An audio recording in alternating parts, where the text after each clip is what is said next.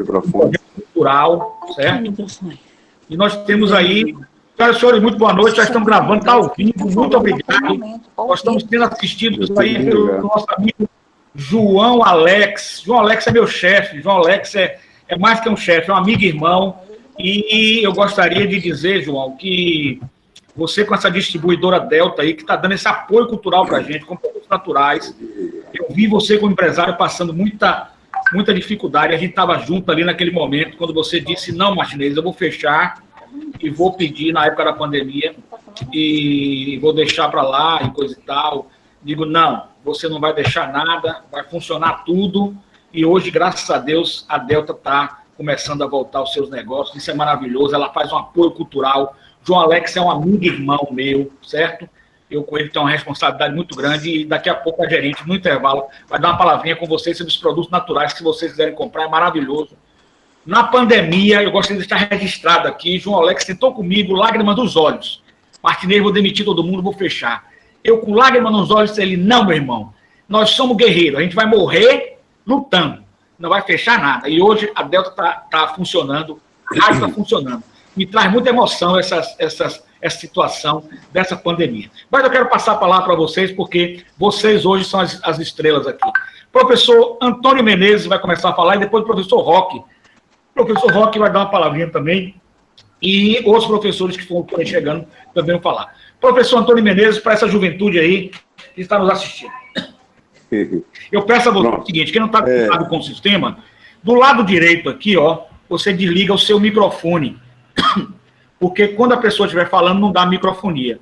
Quando você for falar, você liga, tá? Para quem não está acostumado. Professor Antônio Menezes. Martinez, boa noite a todos. É uma alegria muito grande estar participando desse debate. Eu que já tenho assim, uma certa vivência, né, ao longo dos anos de vida deste país, no tema proposto, o racismo, como dizia Milton Fernandes, nós temos um imenso passado pela frente. Na verdade, nós precisamos trazer a debate, como você traz hoje aqui, eu tenho sentido que a grande mídia também voltada a debater a questão do racismo no mundo, em razão do fato ocorrido nos Estados Unidos, com o negro George Floyd. Isso voltou à tona, esse tema voltou muito forte à tona, quando não deveria aqui no Brasil, sobretudo, ter saído de cena. Por quê? Porque você observe que nos Estados Unidos nós temos 13% da população composta por afrodescendentes. Ou seja, lá está se discutindo a questão das minorias. Não é o caso do Brasil, onde a população afrodescendente é majoritariamente parte do componente étnico nosso. Nós temos cerca de 54% da composição da nossa população entre os afrodescendentes. Portanto, esse tema sobre o racismo estrutural que nós temos aqui no Brasil não pode sair de cena enquanto nós não vencermos essa praga, vamos dizer assim. Nós temos a nossa formação social de mais de 300 anos, fruto de escravidão. Os escravos construíram com seu labor este país. A política institucional sempre subjugou e submeteu a etnia originária do continente africano, e até hoje, mesmo com a abolição da escravatura, 132 anos depois, nós continuamos mais ou menos com a mesma estrutura socioeconômica em relação aos afrodescendentes. Vocês observem que quando houve a Guerra de Secessão nos Estados Unidos, veio a abolição da escravatura lá, embora com a legislação segregacionista, que veio até os anos 60 do século passado, foram criadas cerca de 4.000 escolas para negros nos Estados Unidos. No Brasil, nós tivemos a Lei Áurea, composta de 2 artigos, e nenhuma escola foi criada para albergar, para educar os ex-escravos e os seus descendentes, os escravizados e os seus descendentes. De modo que esta situação se projetou, como, aliás, profeticamente, diz Joaquim Nabuco no seu livro Minha Formação, no livro de 1900, ele diz que a escravidão permaneceria por muito tempo uma característica nacional do Brasil.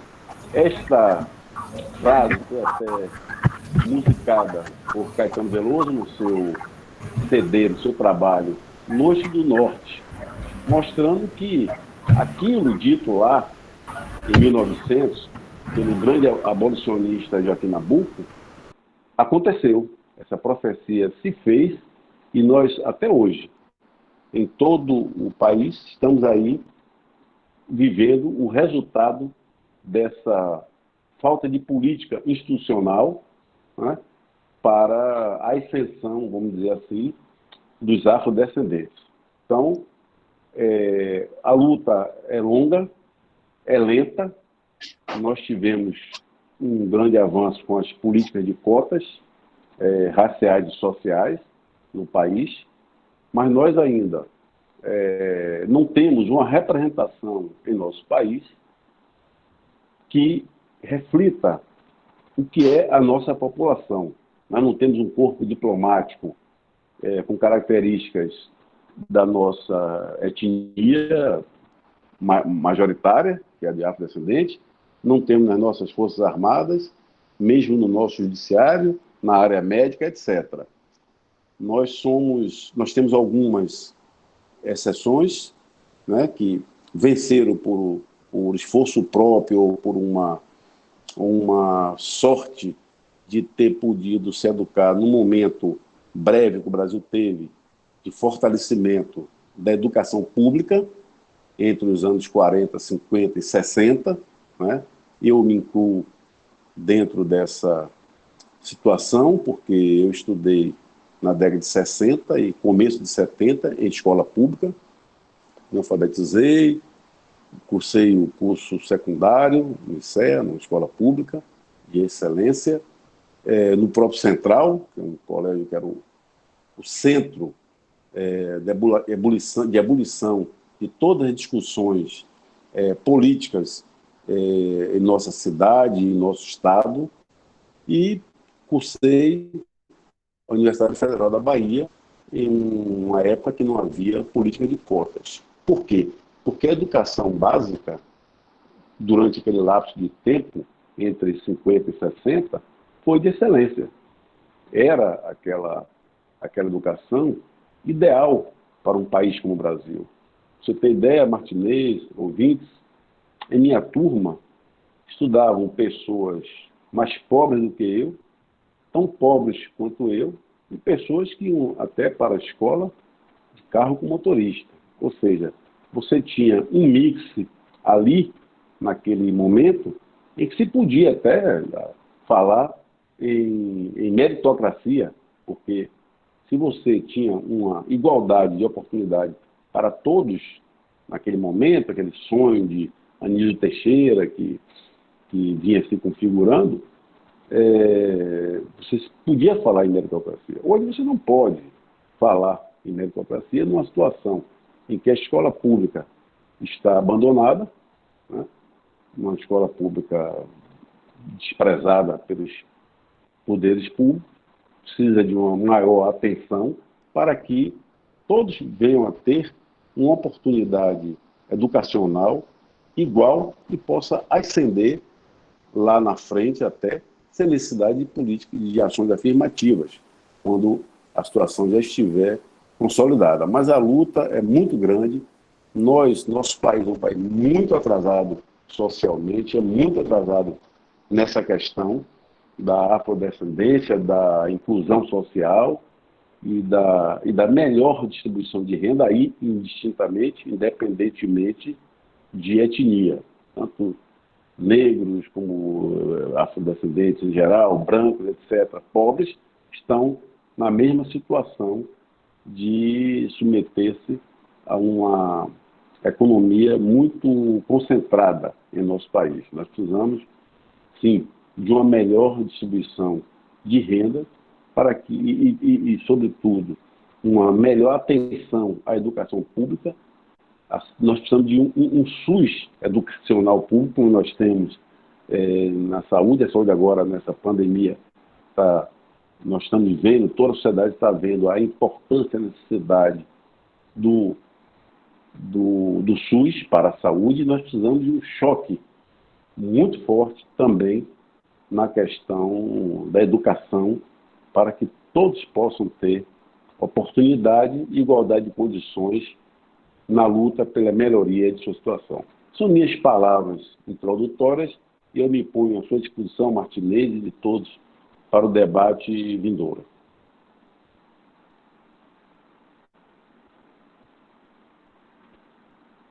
O Menezes acabou de falar aí, muito interessante as palavras dele, certo? E a gente vai tentar aí agora abrir a palavra para quem queira fazer um pronunciamento. Bom, agora nós estamos recebendo aqui o professor Tiago Freitas, é doutorando pela UFPA, então ele vai ter a palavra agora, o professor Tiago Freitas. Professor Tiago Freitas, nos ouve? Professor Tiago Freitas, nos ouve? Professor Tiago Freitas, nos ouve? Está ouvindo, professor? Estamos aguardando o professor Tiago Freitas. Enquanto isso, nós vamos ouvir o nosso amigo Reodomário, né? Que traz aí grandes contribuições para a gente. Reodomário, você consegue abrir seu microfone? Eu fechei por aqui.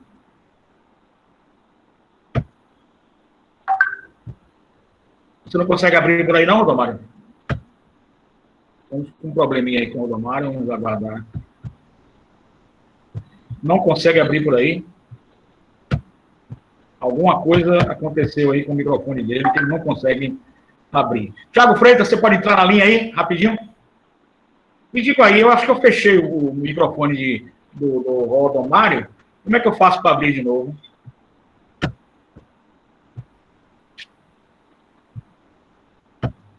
Interessante. Faz o seguinte, Reodomário, entra e sai de novo. Entra e sai de novo. Que aí eu te dou aqui, ok, aí você já consegue liberar esse microfone. Professor Tiago Freitas está nos ouvindo? Depois temos André também aí, que está nos ouvindo. Professor Menezes é o nosso advogado, foi vice-presidente da OAB Bahia, e André também é um grande irmão aí também.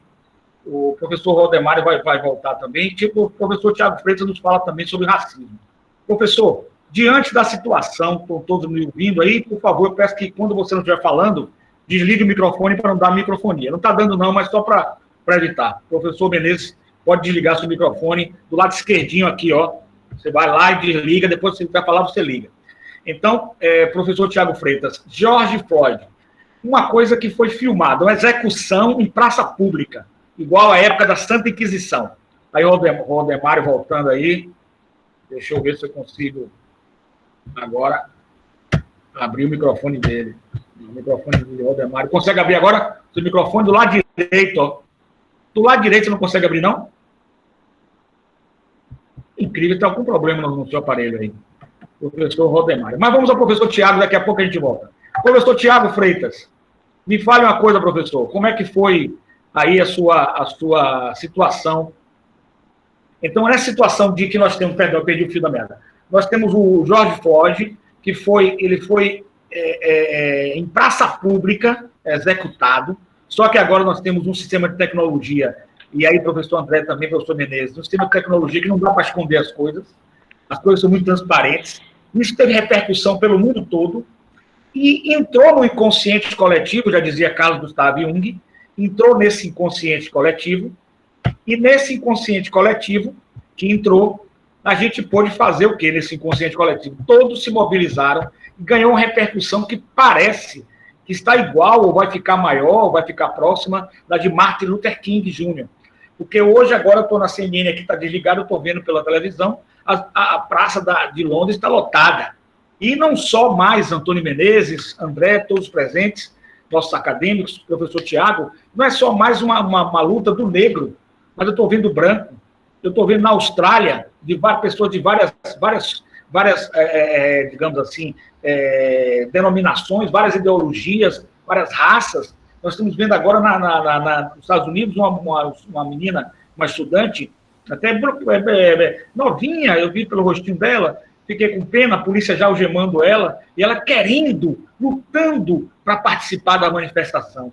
O que é esse sentimento que aflora na humanidade? É uma luz nas trevas para a mudança? O que é que você acha, Tiago Freitas? Para que o ser humano possa ser mais fraternal para com o outro, para que possamos construir uma sociedade melhor? Tiago Freitas. Tiago, o seu microfone também está...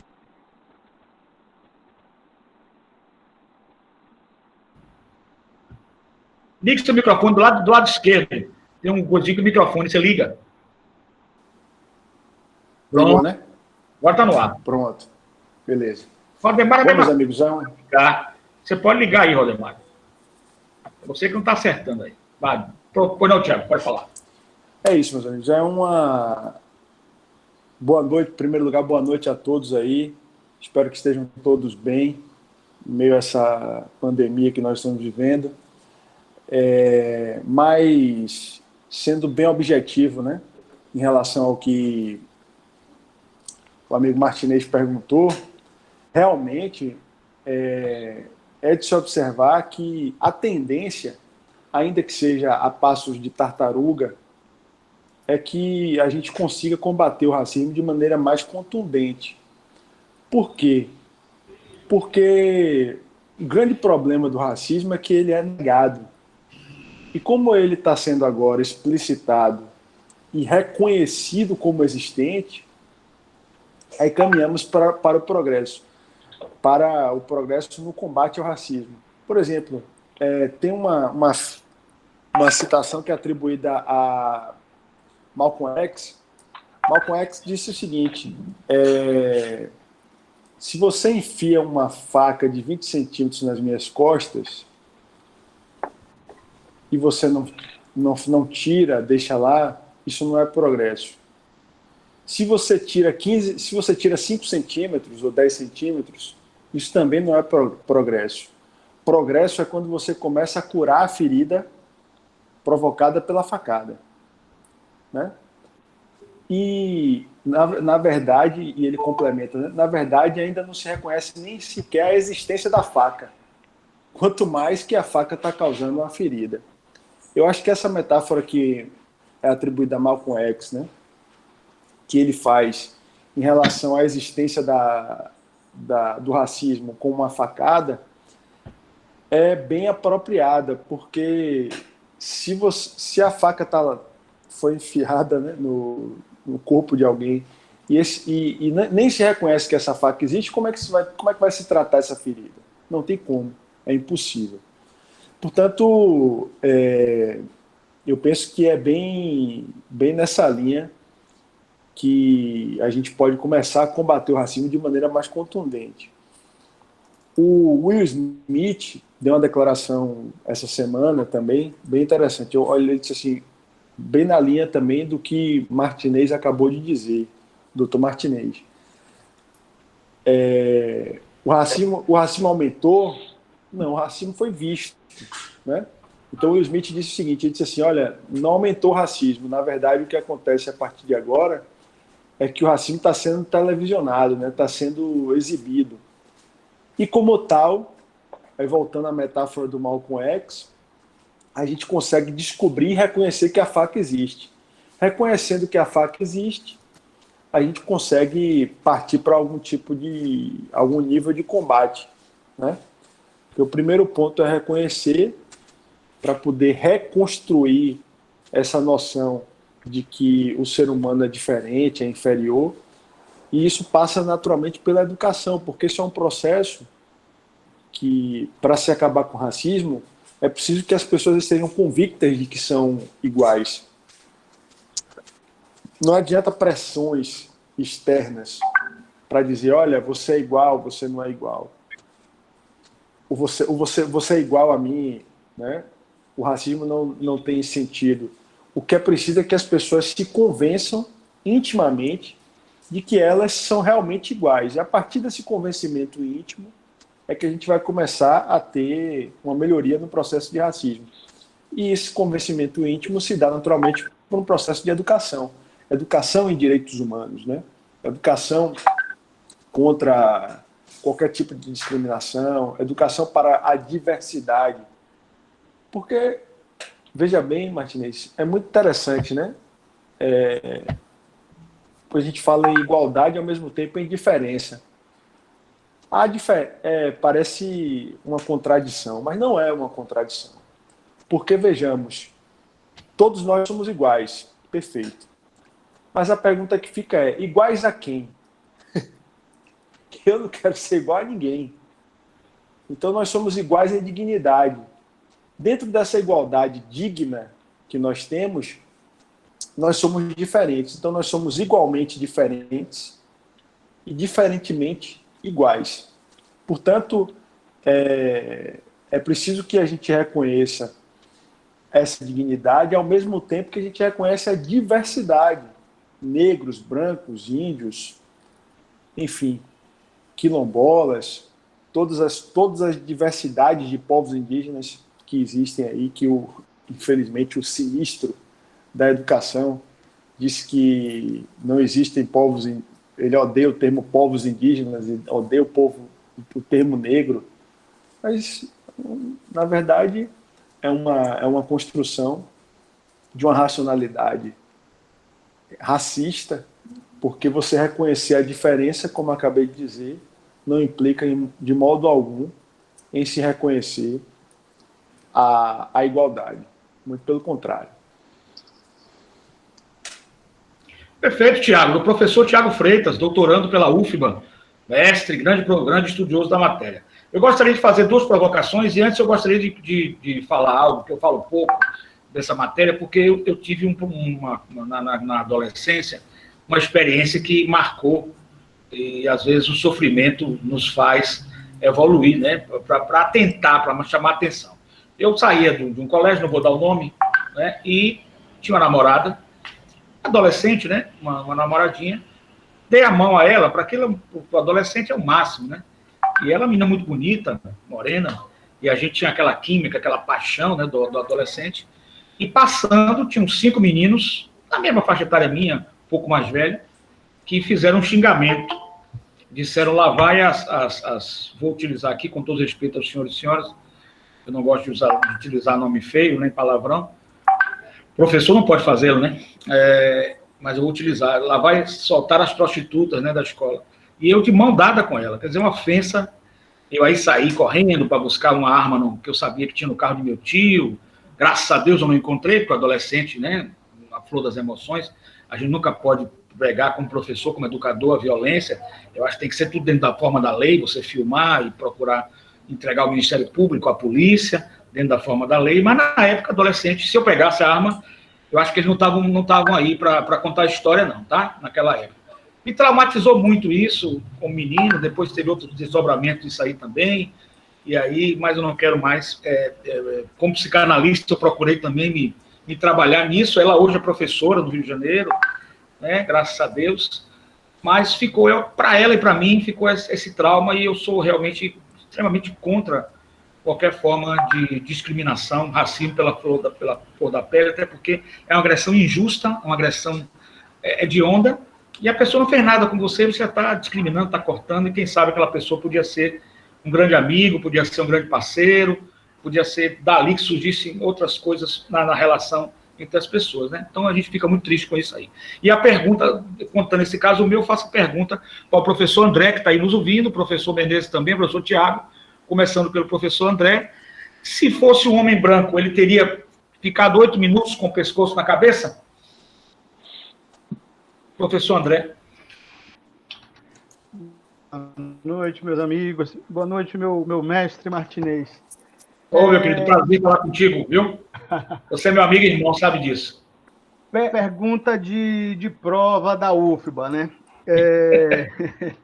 Verdade, pergunta de prova. O professor Menezes também está ouvindo aí, pergunta de prova. Verdadeiramente, meu irmão, o que eu posso lhe dizer é o seguinte: para falar de racismo, com o sentimento dos mais profundos, daqueles que saem do coração, que chegam a nos tirar o ar, a gente precisa ter vivido. Né? Eu verdadeiramente considero a importância de tudo que tem sido feito, de tudo que tem sido veiculado, mas também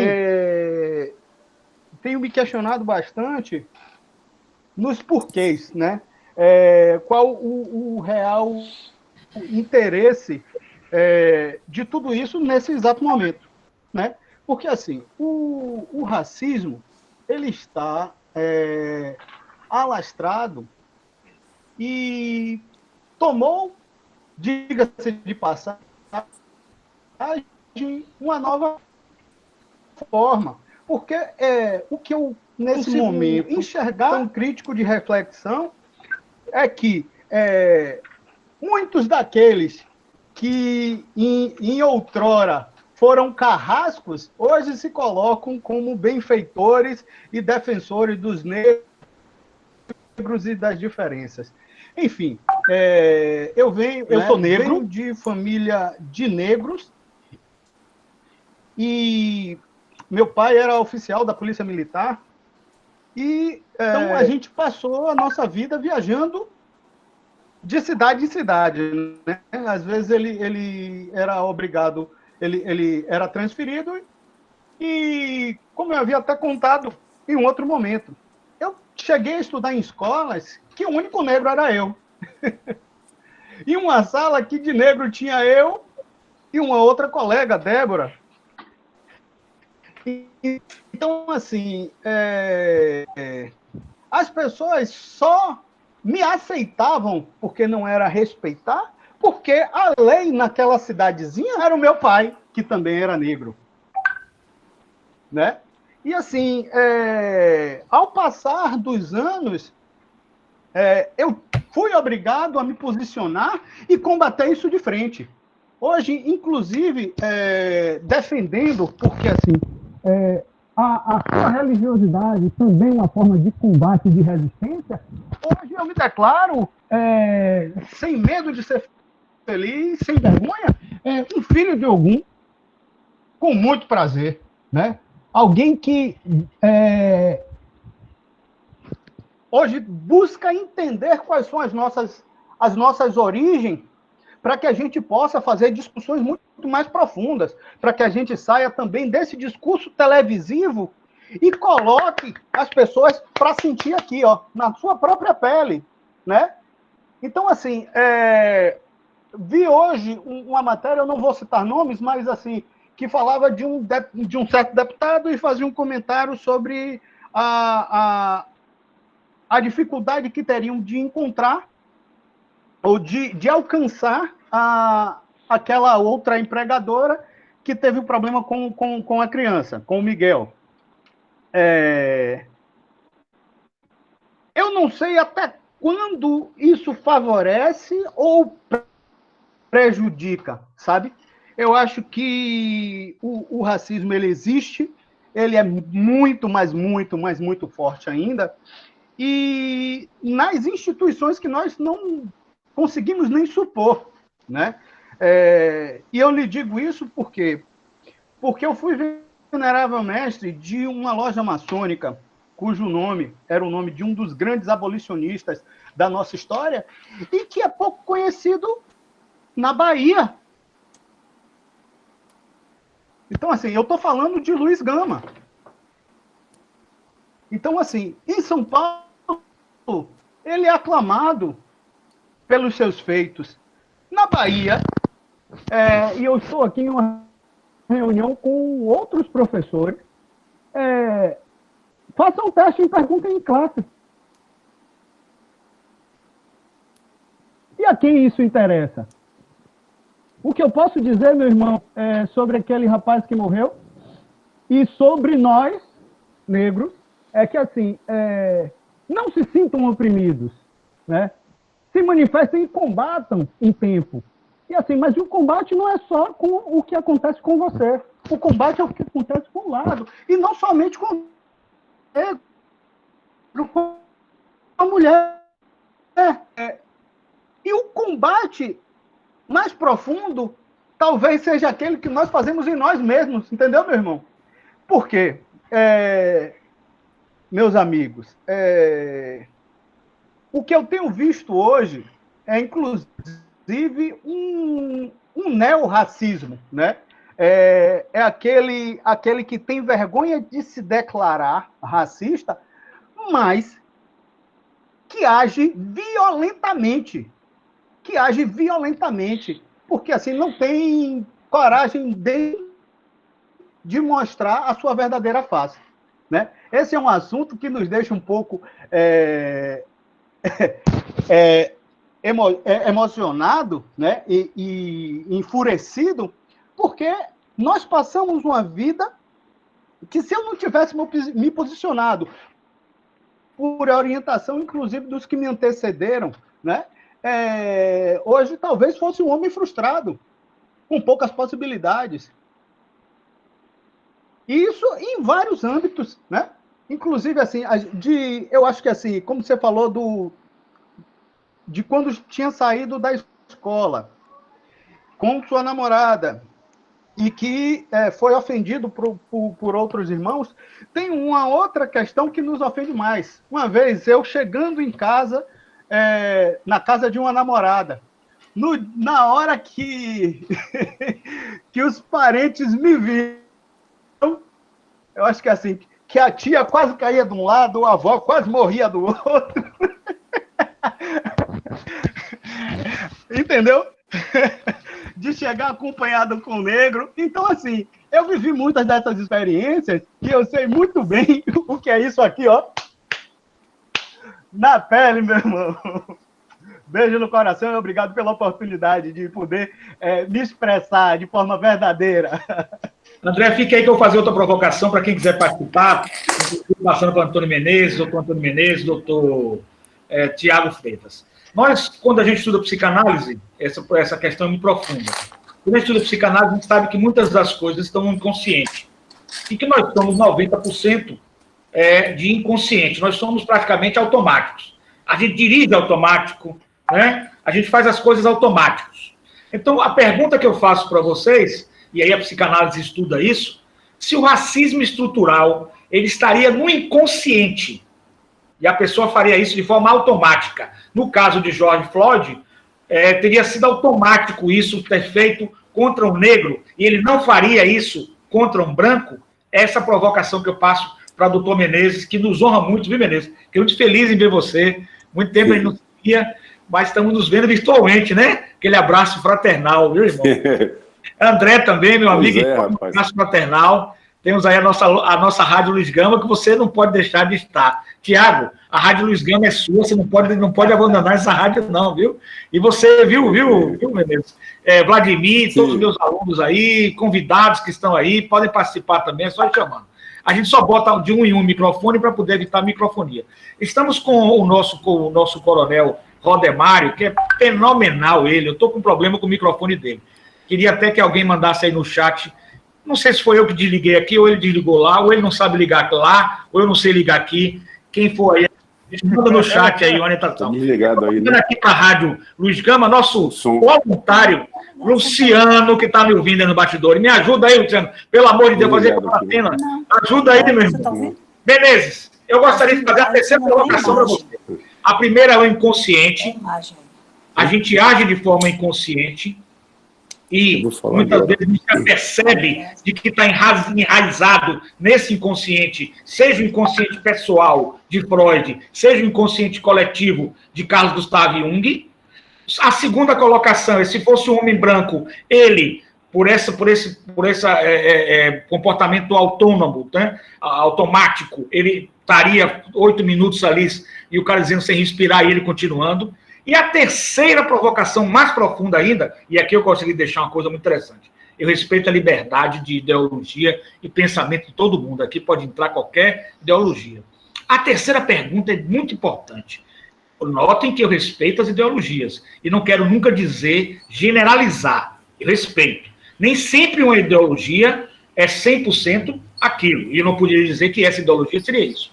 Mas a extrema-direita, pensamentos extrema-direita, estariam mais ligados ao racismo, mesmo que não fosse 100%, lógico. Tem pessoas que pensam que são de direita, de extrema-direita, que tem que respeitar. Eu não sou, mas pessoas que são, que podem não ser racistas, lógico. Eu não poderia fazer uma afirmação dessa, seria leviana. Mas há uma tendência para a extrema-direita, para o pensamento nacionalista, e a gente está vendo aí, nos Estados Unidos, o Trump, que aqui para nós, eu não estou aqui fazendo política, mas espero que ele perca as eleições, bom para o mundo, bom para os Estados Unidos, né? Mas é o pensamento meu, eu respeito quem apoia ele, respeito quem... A gente só não pode respeitar racismo, nazismo, né?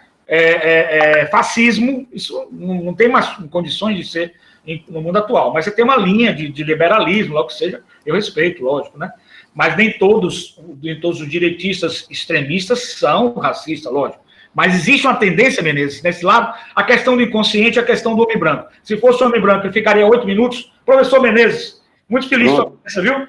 Sabe que eu gosto muito de você, André, Tiago, todos vocês estão participando aí, meus alunos, Vladimir, todo mundo, Helena, Leonardo, todo mundo aí, muito obrigado. Adilene, Alexandre Camezin, enfim, saúdo a todos de coração que estão nos assistindo de diversas faculdades, que não são, inclusive, meus alunos, outros que são de diversas outras faculdades, estão assistindo esse programa, e vamos ampliar esse debate muito mais, já o próximo, para o caso do menino Miguel, tá bom? Mas vamos focar em George Floyd. Bora. Você está me ouvindo? Estou ouvindo. Está me ouvindo, né? Também quero dizer que sempre te admirei, admiro muito essa forma sua de, pela comunicação, educar. Você é um educador nato, um homem que tem educação como um parâmetro de sua vida, um caminho a ser seguido. E eu aprecio muito quem estuda para nos ensinar. Bom, eu começo respondendo pela terceira pergunta, da ideologia de extrema-direita. Sem dúvida. Os extremos são sempre burros. Aliás, eu costumo dizer que nós não estamos experimentando no Brasil, também nos Estados Unidos, mas sobretudo no Brasil, um governo de extrema-direita. Nós estamos enfrentando um governo de extrema ignorância. O que há é uma extrema ignorância, que é um sinônimo, porque os extremismos só nos levam a tolices, né? Você vê que vem vicejando vicejou esse problema nos Estados Unidos, aqui no Brasil, né? O nosso George Floyd é o quê? É o menino Miguel, de Recife, né? É o João Pedro, no Rio. Então, isso favorece um governo de extrema-direita, sem dúvida. Eu também, como você, estou torcendo muito pela derrota de Trump nos Estados Unidos, porque pode se reproduzir aqui a situação que aconteceu quando da redemocratização do Brasil. Por que o general Geisel começou a fazer a política de abertura gradual, lenta e segura, que se dizia na doutrina militar brasileira daquela época? Porque nos Estados Unidos o Partido Democrata venceu as eleições com Jimmy Carter. E Jimmy Carter fez uma política forte de derrubada das ditaduras na América Latina. Então, caiu a ditadura brasileira, caiu a ditadura uruguaia, caiu a ditadura argentina, caiu a ditadura chilena. Então, o que acontece nos Estados Unidos influencia muito a nossa política, não tanto a nossa política nem o nosso povo, mas as nossas Forças Armadas, que, infelizmente, ainda tem uma ideologia muito equivocada sobre o mundo. A Guerra Fria já acabou há muito tempo. Não existe no cenário internacional essa questão do comunismo. Não existe. Isso aí é uma invenção, é um pretexto para poder eles ocuparem o governo e fazerem administrar um país com uma ideologia extremista que favorece, sim, o racismo, porque é um governo, como eu disse antes, de extrema ignorância. Nós temos problemas, nós não temos política econômica, nós não temos política no meio ambiente, pelo contrário, temos uma antipolítica, como o Tiago ressaltou muito bem, um ministro da Educação que não gosta, vamos ser claros, de índios e negros, porque o sujeito, porque é o ministro da Educação, dizer que detesta o termo povos indígenas, quando o Brasil é o país que tem mais povos indígenas no mundo, inclusive não contactados, uma cultura importantíssima para todo mundo, importantíssima para o nosso país, ele dizer uma estutice dessa. Então, Martinez, objetivamente, respondendo a sua pergunta, assim, com relação a se fosse um branco, teria... Eu acredito que não. Eu acredito que aí as duas perguntas anteriores se imbricam, o do inconsciente e se o branco, se fosse um branco, aquele policial agiria daquela forma. Aquele policial não agiria daquela forma porque no inconsciente dele o racismo permanece, e de muitos. Eu estou lendo um livro que eu recomendo a todos aí, professores jovens, que é a biografia, não sei se vocês já leram, de Michelle Obama. Estou lendo a biografia de Michelle Obama. E Michelle Obama era uma menina pobre de Chicago, da zona sul de Chicago, mas que cresceu muito pela sua determinação e inteligência, estudou em Princeton, fez direito em Harvard, e ela, o tempo todo, ela conta as situações de racismo, e o negro americano, ele já tem essa consciência e já vai forte, afirmativamente, nessas questões. Ela conta, inclusive, que quando ela estava em Princeton, morava num alojamento, ela, uma outra estudante negra e uma branca, e quando a mãe da branca soube que no alojamento estavam, a filha dela estava com uma negra, pediu à reitoria, fez uma pressão muito grande para que a filha saísse, e a filha com 6 meses saiu, e Michelle Obama disse que só veio saber isso muito tempo depois, que ela se dava até bem com a menina, etc. Então, ela vai contando essa questão que os americanos já detectaram, e que no Brasil não, porque o nosso racismo é muito, vamos dizer assim, temperado com essa coisa de que não sou racista, coisa do brasileiro, porque não houve, assim, o enfrentamento maior da questão, mas, assim, está no inconsciente das pessoas, porque é cultural. É cultural. Então, é cultural, as pessoas não nascem com essa, como disse Mandela, né? não nascem com essa de que os seres humanos são diferentes, etc. Mas são culturalmente educadas a isso. Elas não chegam ao racismo do nada. As crianças brancas, louras, negras, ninguém nasce com essa ideia de racismo. Elas são educadas para essa chaga, esse preconceito, e também pelas relações interpessoais e pela visão que ela vai tendo da composição da sociedade. Os negros são os marginais, são os presos, são os mortos, são os empregados domésticos, entendeu? Os brancos são os governadores, os prefeitos, os ministros, etc. Então, essa representação nacional que eu falei antes e essa educação deformada que nós temos em nosso país é que vai levando e que vai gerando uma consciência racista. As pessoas, como o Nelson Mandela disse, se as pessoas puderam ser educadas para serem racistas, elas podem ser educadas para pregar o amor, a fraternidade, o não racismo, entendeu? Então, é isso que nós precisamos aqui. Os meninos que falaram depois de mim disseram isso muito bem, que a educação, educação, inclusive para os direitos humanos, como disse Tiago.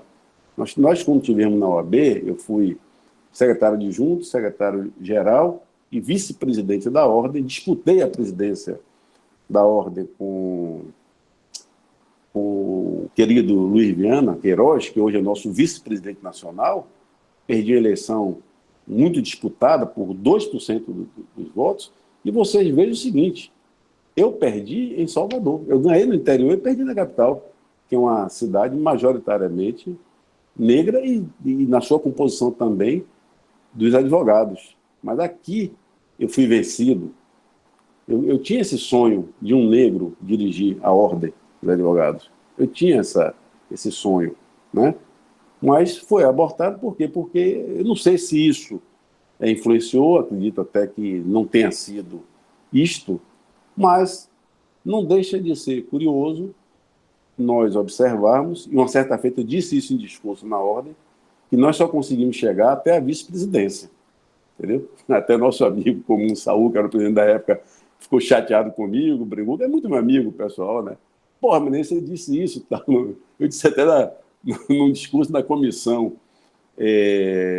da desigualdade racial, que nós prestigiamos muito na nossa gestão, foi uma comissão muito forte lá na ordem nesse período, e não sei como é que está hoje, que não tenho acompanhado. Hoje eu sou diretor do Instituto dos Advogados do Brasil e sou representante da ABRAT em Brasília, da advocacia trabalhista, eleito pela classe, porque cada estado tem um delegado, eu sou o delegado da Bahia, e sempre, todos os cargos que eu ocupei, no voto, sempre no voto. Então, votando e encerrando, para não me alongar muito, o inconsciente existe, mas é porque, e também porque é uma formação da nossa sociedade, da cultura. Né? São mais de 300 anos de escravidão, e isso não se apaga assim, não. E sem políticas afirmativas que tinham que ter acontecido lá no dia 14 de maio de 1888, nós estamos discutindo 132 anos depois. Um problema que era para estar sendo resolvido lá pelos nossos políticos do passado, né? Da nossa história. Então, eu acredito sim que há um componente do inconsciente, mas há um componente fortíssimo cultural nessa formação e nesse crescimento e essa permanência indesejada do racismo entre nós. Perfeito, doutor Menezes, muito nos honra aqui com sua presença, doutor Tiago, doutor André. Agora eu gostaria, tem uma pergunta aqui, Tiago, antes de passar para você, de Leonardo Vitorino, um aluno meu, grande estudioso aqui, ele botou no chat aqui, todo mundo está lendo aí, né? O curso de Direito em si é tido como um curso elitista e que referencia pouquíssimos doutrinadores negros. Depois ele bota, Franz Fanon explica que não, o racismo não é inconsciente. Então, com essa provocação, você tem que falar, viu, Leonardo? Fale aí. Na minha época, talvez na época de Menezes também, né? A gente é jovem, viu? Não sei na época de Tiago, mas só tinha um curso de manhã na Católica e na Federal. E eu trabalhava, né, no sindicato, que eu sempre fui de uma linha, fui filiado ao PDT, gostava de trabalhar nos sindicatos, precisava também dos recursos financeiros. Eu devo aí aos sindicatos que me ajudaram, às pessoas que me ajudaram, devo uma gratidão, né, lógico. E eu fui falar com o professor no final da aula que não podia, porque tinha um trabalho, tinha que sair mais cedo, alguma coisa nesse sentido. Sabe o que ele me disse, Menezes? Quem não pode estudar, quem não tem condições de estudar de manhã, não estuda direito. E esse mesmo elitismo hoje está vigorando em medicina. E nós estamos vendo a falta de médicos aí, certo? Exato. Mas tem assunto para outra. Mas Leonardo fez uma provocação. Leonardo, fale aí, meu querido. Você com a palavra aí, o professor Tiago vai lhe responder aí. Aqui, exato também? Vou falar aqui com o Luciano. Luciano, meu amigo Luciano, estamos ao vivo, viu, Luciano? Eu preciso que você trabalhe direitinho aí, que você é meu amigo e irmão aí, em nome da Luiz Gama. Luciano está trabalhando como voluntário. Vamos lá. Cadê Leonardo? Leonardo, com a palavra. Bora, Leonardo. Ou vai ou racha, Leonardo. Leonardo, eu pedi para ele falar, ele saiu da reunião, porque Leonardo fugiu. Leonardo fugiu. Professor? Ele está no ar, Leonardo está no ar. Desculpe, Leonardo. Fale aí. Professor Tiago está ali ouvindo, professor Menezes e professor André, e eles podem lhe responder também. Você fez essa provocação aqui, que não é inconsciente e que o curso de Direito elitista pode falar também. Faça um link com George Floyd, que é o caso que nós estamos falando. Pode falar aí. Professor Valdemir, tudo bem? Boa noite. Eu pensei que fosse Leonardo. Diga, professor. Valdemir, tudo bem? Pode falar, irmão, pode falar. Muito bom o debate, viu? Estou gostando, muito legal. Mas, assim, eu queria fazer uma pergunta, só fazer uma provocação também, porque, assim, a questão de etnia no Brasil perpassa os 500 anos, né, da descriminalização, da questão racial, essa coisa toda. Essa questão que está acontecendo hoje nos Estados Unidos, ela não deixa de ter acontecido quase que no dia a dia, em diversos países, em diversos locais, tal, com menos densidade. Inclusive, aqui no Brasil, com o Sérgio Cardoso sendo usado, né, para fazer... Sérgio Cardoso é da Fundação Palmares, tá? E é usado para fazer um conceito diferenciado do que a gente acredita, tá? Na provocação pelo um presidente. Eu queria fazer a pergunta seguinte: essa questão que está acontecendo nos Estados Unidos, ela evolui para que a gente tome consciência muito mais de que a questão racial, ela acaba deixando que a gente continue a luta, que agora não deixa de ser só os negros, e sim os brancos também, juntou-se aos negros para dizer que a questão racial, ela tem que acabar. A discriminação tem que acabar, até por conta das reparações que a gente ainda que não aconteceram ainda no mundo. Né? Eu queria que vocês falassem também da questão da reparação, e se é uma evolução essa dos Estados Unidos, já que a gente está num avanço um pouco mais perfeito, porque para mim é um avanço. E queria aproveitar e convidar vocês amanhã para a torcida na Barra, que a gente vai fazer lá o encontro das torcidas, e queria que vocês todos estivessem lá com a gente amanhã, 10 horas da manhã, na Barra. Muito obrigado. Meus amigos, eu gostaria só de mandar uma mensagem. O nosso apoiador cultural, ele tem apoiado muito a nossa rádio, os projetos culturais. É o nosso amigo João Alex, da distribuidora Delta. Quem quiser anotar o telefone aí, nós temos produtos naturais para emagrecimento, colágeno, magnésio, tem produtos que diminuem a barriga, seca a barriga, você fica mais elegante, o professor Tiago já é elegante, vai ficar mais ainda. Anota aí, 71, pode falar com Consa, 719-92-436-447, 719-92-43-6447, 719-92-43-6447. Produtos naturais para dormir, sono bom, magnésio, que você melhora a circulação, diminui o problema de pressão, para aqueles momentos mais íntimos, você ficar mais forte, né? Aqueles momentos, né, Tiago, mais íntimos, ficar mais forte. É o power do Power Man do homem, Power Man da mulher, produtos naturais. Anota aí, 719-9243-6447. 719-9243-6447. Não podia deixar de fazer esse grande homem que é o João Alex, que está vencendo a crise aí, com essa Delta Distribuidora, que passou momentos difíceis com a pandemia. Nós estamos vencendo com as vendas online. Muito obrigado a João. João, João Alex, você é um amigo e irmão de público, eu posso dizer. Essa rádio existe porque você é nosso apoiador cultural, porque o custo aqui é alto. Até Luciano, nosso produtor, que está remoto, trabalhando remoto, ele está nos ajudando para botar no ar, para botar os vídeos no ar. Então, Alex, tudo de bom para você, de coração para coração. Venda muito aí, história de venda. E vamos comprar, gente. Aquele momento de dificuldade no amor, toma o pau mesmo. Pau é um homem, né? Aquele momento da mulher também está meio desanimada, toma o pau da mulher, não é?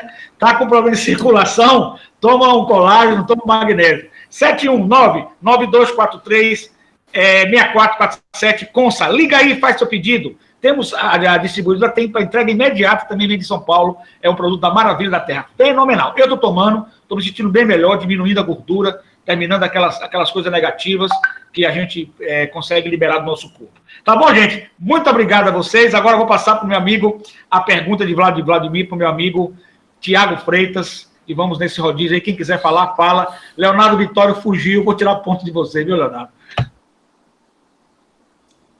Não, professor, eu tive um problema com a internet, mas já voltou, eu estou aqui acompanhando. Tá dando para me ouvir aí? Gostei de lhe ouvir. Você falou aqui que está no chat, aí todo mundo está vendo, que o Franz explica que não é racismo, não é inconsciente, o curso de Direito Elitista, e faça um link aí com Jorge Flode para o nosso Tiago responder, nosso professor André, professor Menezes, da OAB, que está nos honrando aqui, vocês devem agradecer demais com a presença dele, que ele gosta muito do processo educacional, sempre que é chamado ele vem, é um educador nato. Vamos lá, meu querido. Pronto, antes de explanar, eu quero parabenizar, né, a todas as pessoas aqui presentes. Quero dizer que para mim é uma alegria imensa participar desse debate virtual, né, no qual nós tivemos que nos adaptar a participar aí nos últimos meses de lives e de debates dessa forma, de forma online, mas que é bastante enriquecedora. Bom, eu tenho algumas críticas, né, em relação ao nosso curso especificamente, porque o senhor e as pessoas aqui presentes há de concordar que ainda é um curso elitista, né, que usa linguagens um pouco robustas, né, que dificultam até o entendimento da grande massa. Então, durante o período do curso, né, são algumas pessoas negras, pouquíssimas pessoas negras, na verdade, elas são referenciadas, né, doutrinadores, geralmente são alemães, são italianos, até os brasileiros mesmo, que nós costumamos a referenciar, são pessoas brancas, né? Em relação ao caso do George Floyd, eu fico alegre, né, por essa manifestação, por as pessoas, de fato, estarem com os olhos abertos, né, bem atentas a essas questões de desigualdades raciais, mas eu fico triste ao mesmo tempo porque precisou um fato desse acontecer nos Estados Unidos para que nós aqui no Brasil e pessoas de outras partes do mundo tivessem reações como essa, de fazer manifestações, de irem para as ruas, né, ou como nós estamos em um período de pandemia, nós devemos nos manter em isolamento social, algumas pessoas estão se manifestando através das redes sociais, né? Então, essa crítica que eu faço, mas ao mesmo tempo eu fico alegre porque, de fato, houve, né, essa manifestação, essa insatisfação, na verdade. E o Francis Fanon, ele fala exatamente isso, que o Brasil foi o último país das Américas a abolir a escravidão, né? E o reflexo disso é que nós não temos pessoas na bancada dos deputados, por exemplo, no Congresso Nacional, nós tivemos uma passagem muito rápida do nosso excelentíssimo ministro Joaquim Barbosa, né, no STF, e entre outras personagens que dificilmente aparecem, inclusive na nossa literatura desde o período aí de uma base educacional, são pessoas que aparecem muito pouco, né? Então é isso, só para concluir o raciocínio, eu fico alegre por as pessoas estarem se manifestando, demonstrando suas satisfações, mas eu fico triste também de precisou acontecer algo nos Estados Unidos, em um outro país, para que nós aqui abríssemos os nossos olhos e fizéssemos nossas críticas, seja nas ruas, né, ou através das redes. Perfeito, amigo. Professor Tiago Freitas com a palavra. Bom, muito obrigado aí pelas intervenções. Doutor Menezes, um abraço.